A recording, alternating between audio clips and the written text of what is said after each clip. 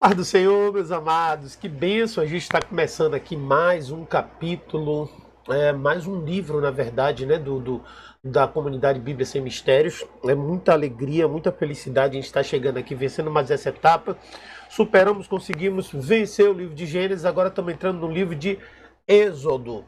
Você já deve ter visto, pelo menos aí, o estudo do panorâmico do livro de Êxodo, e você sabe que Êxodo, desculpe, em hebraico significa Shemô. Shemô, traduzido para o português, significa ouça, né? Enquanto é, esse nome grego, Êxodo, Êxodo é um nome grego que significa saída, é, é diferente do entendimento que os judeus usam, tem do livro, né? Enquanto que a Septuaginta teve o entendimento de que o livro de Shemô, de acordo com os sábios egípcios, né, os 70 sábios egípcios, na tradução para o grego, entenderam que era melhor traduzir esse livro por saída, por isso colocaram o nome de livro Êxodo. No hebraico, na Líbia, no Tanar, que o Tanar são os 24 livros sagrados, que equivale aos nossos 39, né? No final das contas, dá exatamente os mesmos 39 livros do Antigo Testamento. Eles compreendem eles compreendem a Bíblia, esse livro, como Shemô, que significa ouça. Então, e tanto que eles têm a oração mais conhecida, mais famosa e assim mais reverenciada por eles é o Shema, Shema Israel, ouça Israel. Quando Deus fala isso lá no décimo, ou melhor, dos 10 mandamentos, um decálogo, quando ele diz: ouça Israel, o Senhor Deus é o seu único Deus. Então, o Shema. Então, essa é uma referência, porque é nesse livro onde Deus vai proclamar, vai entregar de fato a Torá para o povo de Deus, né? Começa aí a história da entrega da Torá. Apesar de que, de acordo com a Talmud judaica, de acordo com a tradição judaica, as yeshivá, que são as escolas de estudo da Torá, já existiu desde o tempo de Noé, de Noa, né, de Shem, o filho de Noé. Eles já tinham as yeshivá, ou seja, já existia escolas de estudo da Torá, segundo eles, que é esse Antigo Testamento, mas ainda não havia Torá escrita, havia somente a Torá oral. E de acordo com a tradição deles, o próprio Abraão, entre outros, já falavam, já estudavam a Torá, já estudavam as legislações judaicas desde aquele tempo, apesar de ainda não ter sido entregue, e por isso a gente vê tanta congruência no comportamento, no caráter e na vida deles, e a própria lembrança que a própria história conta sobre esses homens, como por conta dessa visão que os judeus acabam dando à Torá. Bom, o fato é que começa hoje o livro de Gênesis e a gente vai estudar ele a fundo, né? Nós vamos olhar da mesma forma como fizemos com o Bereshit, com o Gênesis, perdão, o livro de Êxodo, né? Mas da mesma forma como fizemos com o livro de Êxodo, de Gênesis, nós vamos fazer agora com o livro de Gênesis, né? Nós vamos buscar realmente a fundo o estudo desse livro e será, assim, um tempo muito glorioso. Espero que façamos isso de uma forma bastante profunda e bastante proveitosa. Eu espero que vocês perguntem bastante. O primeiro módulo, inicialmente, houve bastante perguntas, e depois parece que as pessoas foram se acostumando com a linguagem, e aí reduziu um pouco. Mas agora vem muita coisa nova, vem muito conceito legal, muita coisa do hebraico, e eu tenho certeza absoluta que a gente vai ter muito, muito bom resultado. Deixa eu tomar um café aqui para a gente começar já esse estudo, e já vou passar aqui, né? Então, Êxodo aí, capítulo 1, né? Seria Shemô, capítulo 1, ou Shemô Aleph, né? Aleph Shemô, como a gente já está acostumado a saber. Então, vamos lá, vamos para o estudo que diz assim. Vamos ver os primeiros capítulos 1 ou 5. Estes, pois, são os nomes dos filhos de Israel que entraram no Egito com Jacó. cada um entrou com sua casa. Rubem, Simeão, Levi, Judá, Issacar, Zebulon e Benjamim, Dan, Naftali, Gade e Asser. Todas as almas, pois, que procederam dos lombos de Jacó foram 70 almas. José, porém, já estava no Egito. Já nesse texto aí, a gente já traz uma dúvida, porque nós vimos no final do Bereshit que não foram 70 e sim 69, que a setentésima, né, haveria de ser justamente o próprio Jacó ou alguma outra situação de acordo com o Talmud. Então, o que se chama a atenção aí é que o que a Bíblia fala, né, é que vieram todos. E o versículo 5, você vai ver uma palavra, aí ó, uma palavra no versículo 5 que diz assim, ó, todas as almas. Eu acho que eu falei das últimas passagens sobre o significado da palavra almas no hebraico, onde você tem 3 significados específicos, na verdade 5 significados específicos, que não são assim, eles não são a visão cristã não tem a mesma visão judaica. Então, de acordo com a visão judaica, o homem é bipartido, ou seja, ele é alma e corpo, e de acordo com a visão cristã, nem todos os cristãos, existem cristãos também que falam nessa dicotomia, existem cristãos que são tricotômicos, que é que o homem é espírito, alma e corpo, baseado em muitos textos da Bíblia que falam sobre isso. 1 Tessalonicenses 5:23, Hebreus 4:12 e assim por diante. E a própria designação do termo também no grego, você vai encontrar uma diferença entre pneuma, você vai encontrar para se referir ao espírito, você vai encontrar psique se referindo à alma, e você vai encontrar para a vida, para o corpo, você vai encontrar algumas designações. Mas no hebraico você tem isso, uma divisão maior, que a palavra traduzida por alma.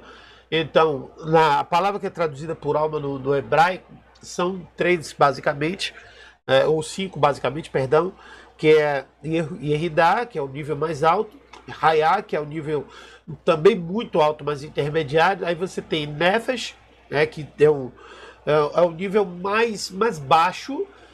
O que a gente chama de espírito, lá eles continuam chamando de alma, que é Ruá, mas é traduzido por espírito, e Lechamá, que é um nível de alma também mais elevado. São essas palavras, todas elas você vai encontrar na Bíblia. Você vai encontrar traduzida por vida, ou por alma, ou por espírito.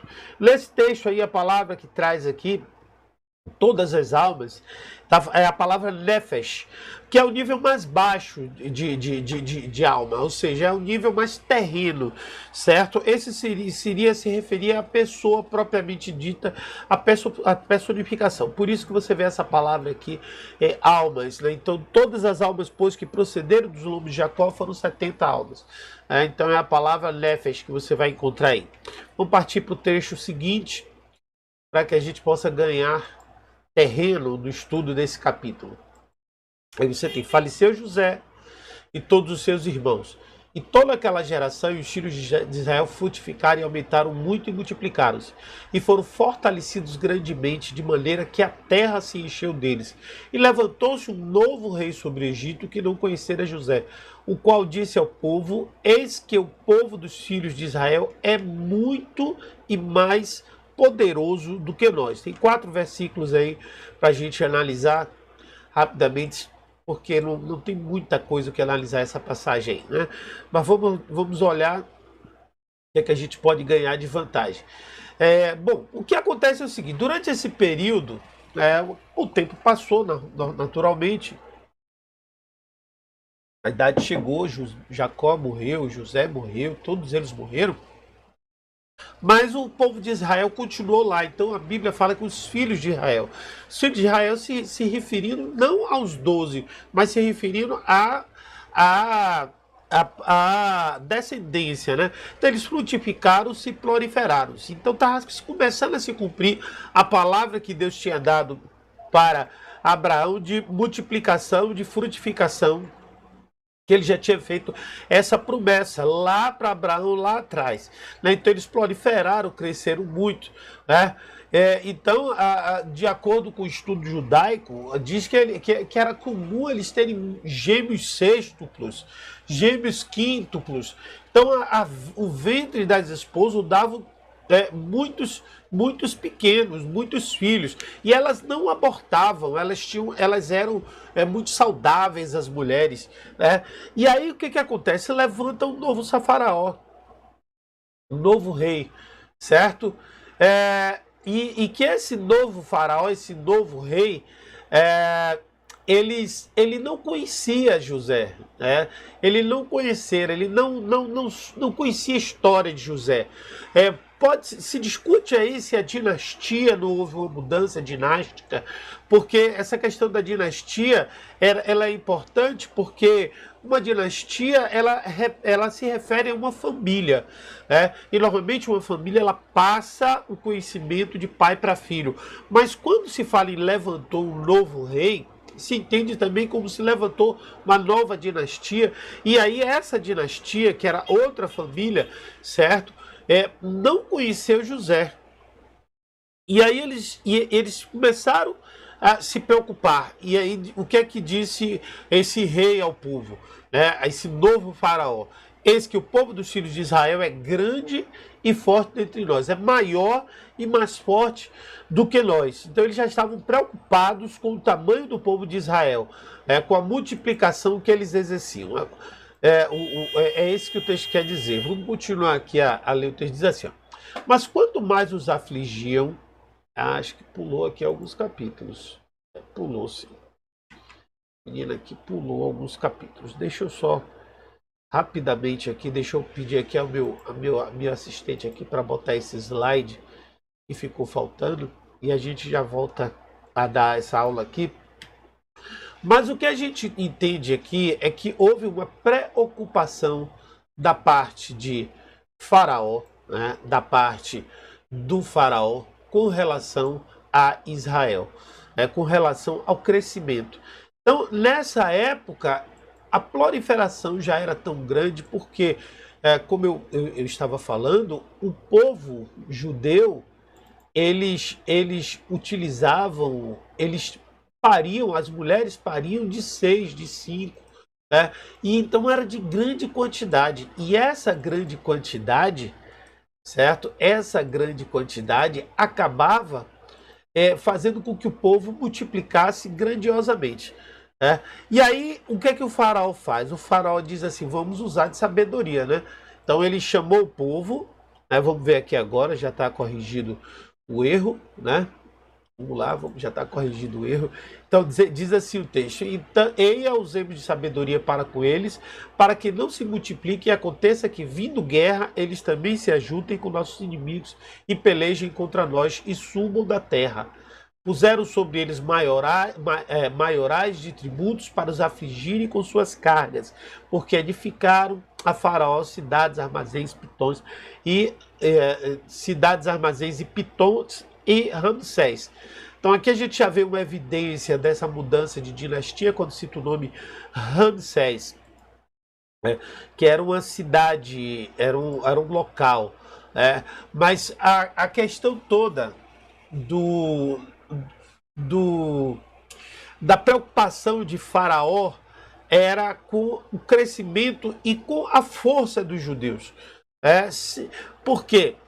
Tanto que eles estavam preocupados em que eles se tornassem inimigos de Israel, ou de Mitzraim, né, do Egito, e aí começasse uma guerra contra ele. Começasse a guerra e fossem embora. Por que eles também, Faraó, não queria que eles fossem embora? Certo? Por quê? Porque os israelitas também eram bons de trabalho e eles tinham prosperidade na vida. Os israelitas sempre foram bênção lá no Egito. Haja visto que José promoveu de prosperidade e crescimento. O Egito se tornou a nação conhecida, poderosa em todo o mundo, justamente por causa da presença dos israelitas que lá trouxeram muita riqueza para eles. E aqui agora Faraó tinha medo que eles fossem embora. Faraó estava temendo que eles fossem embora, temendo que eles abandonassem. Então o que é que ele fez? Ele nomeou homens para cobrar impostos, né? A Bíblia fala em maiorais, maiorais de tributos. No hebraico você vai ler, na verdade, príncipes de servidão, certo? Para afligir com trabalho árduo. E aí eles construíram cidades-depósitos para o faraó em Pitom e Ramsés.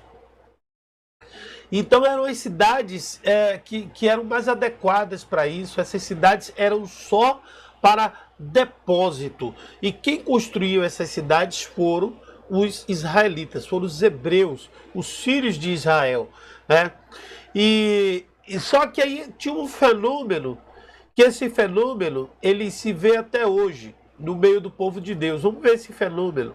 Você vê isso nas igrejas, você vê isso em todos os lugares, mas quanto mais os afligiam, tanto mais se multiplicavam e tanto mais cresciam, de maneira que se enfadavam por causa dos filhos de Israel, e os egípcios faziam servir os filhos de Israel com dureza.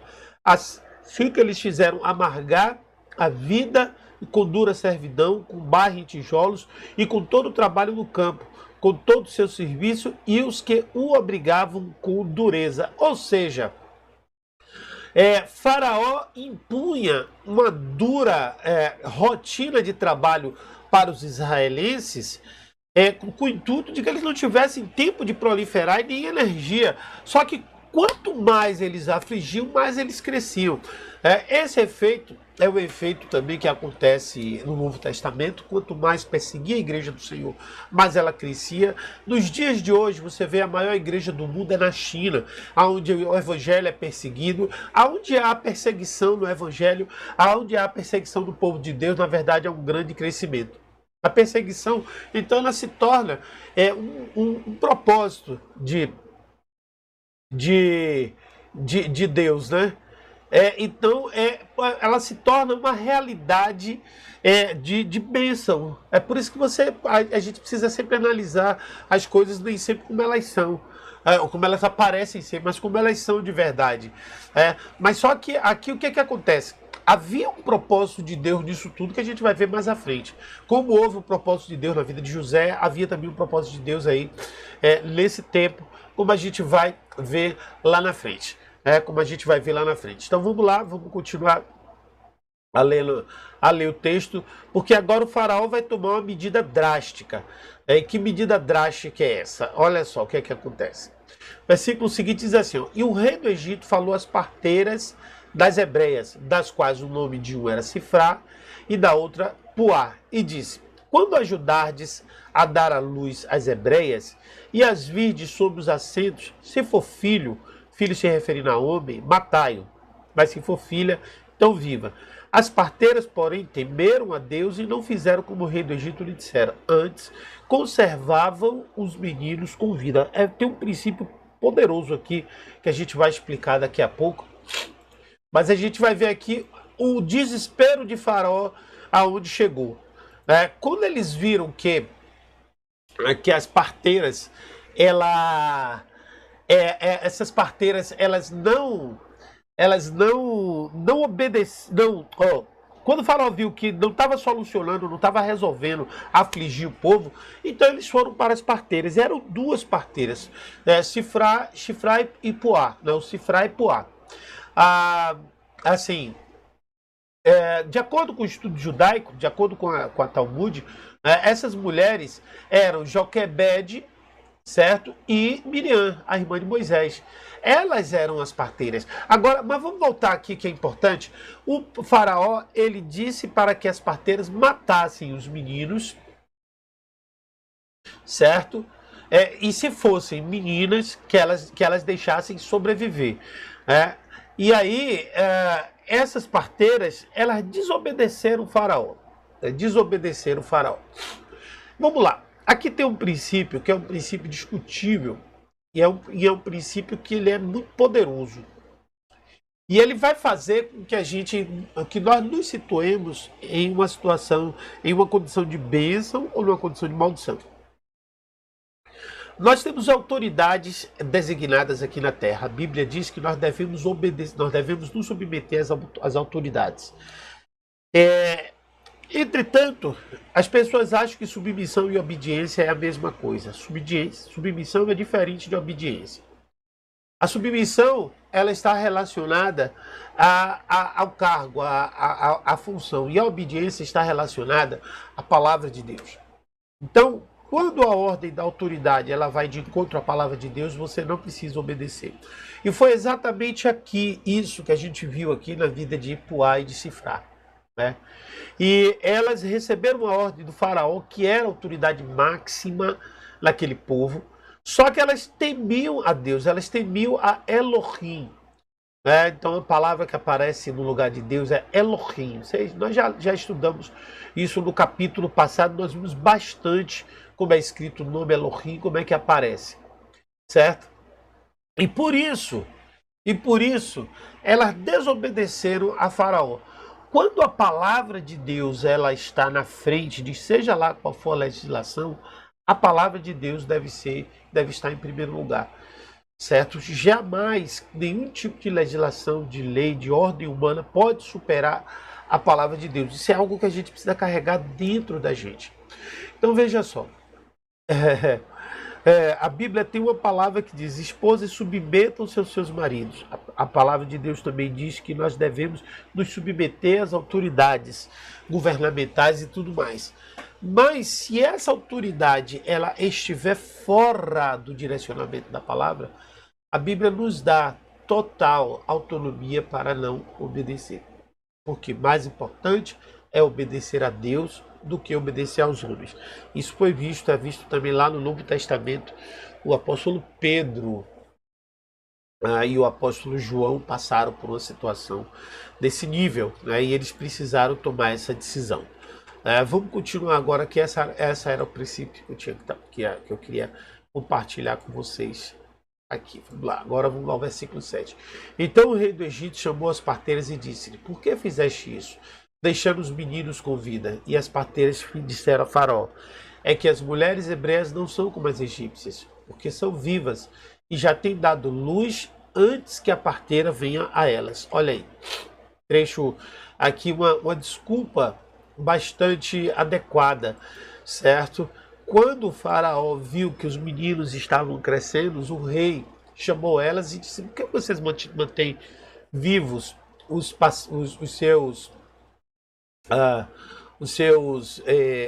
meninos? Elas responderam: porque as mulheres hebreias, elas não são como as egípcias, né? Porque não são como as mulheres mitzriotes, isvriotes. Ivriote significa hebreias, mitzriote significa egípcias. Elas, pois, são vigorosas. Aí a palavra vigorosas, que foi traduzida no português, foi uma tradução muito boa, porque tem um sentido. As mulheres são vivas. E aí você vê outra palavra que é traduzida no português por alma, certo? Que é traduzida também na Bíblia por vida, e que é traduzida também, é levado no entendimento dos judeus por alma, que é a palavra raiá. Aqui no caso, raiot. Raiot porque se refere a mulheres. Esse sufixo ot esse sufixo mesmo, após a letra. Ot é a mesma coisa que quando a gente contrai o O pelo A, indicando o feminino, né, no hebraico. Então são vivas. Essa palavra o que elas desculparam foi que elas são muito fortes, que elas são muito saudáveis, tanto que elas tinham sextuplos, quíntuplos, tinham muitos filhos, era uma multiplicação realmente gigantesca. E elas, quando as parteiras chegavam lá, elas já tinham dado à luz, né? E isso, olha só o que é que diz o versículo 20, o versículo seguinte que a gente vai ler agora. Isso tudo foi obra de Deus, para que elas não viessem, inclusive, a pecar. Olha o que diz: portanto, Deus fez bem às parteiras, e o povo se aumentou e se fortaleceu muito. E aconteceu que, como as parteiras temeram a Deus, ele estabeleceu-lhes casas. Então ordenou Faraó a todo o seu povo, dizendo: a todos os filhos que nasceram lançareis no rio, mas todas as filhas guardareis vida. Então Faraó aqui já entrou com outra ordem, né, para lançar os meninos no rio. Então o Faraó já estava realmente no desespero tremendo, preocupadíssimo com o que estava por acontecer. Mas o cuidado, antes de mais nada, a gente tem que observar o cuidado que Deus teve com as parteiras, por conta da obediência delas a Deus. A Bíblia diz que Deus mandou casas para elas. Né? E aí, o Faraó então manda agora,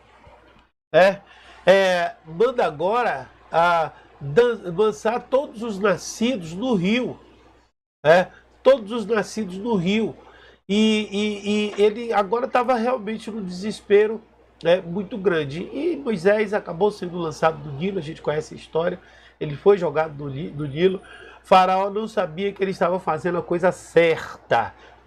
Muitas vezes a bênção vem quando a pessoa não sabe exatamente aquilo que está fazendo. Então a gente conclui aqui o capítulo 1 do livro de Êxodo. E com esse estudo aqui maravilhoso, vai ser fantástico esse tempo que a gente vai estar junto aí, certo? Espero que você tenha curtido, que você tenha gostado e que Deus abençoe e até a próxima aula.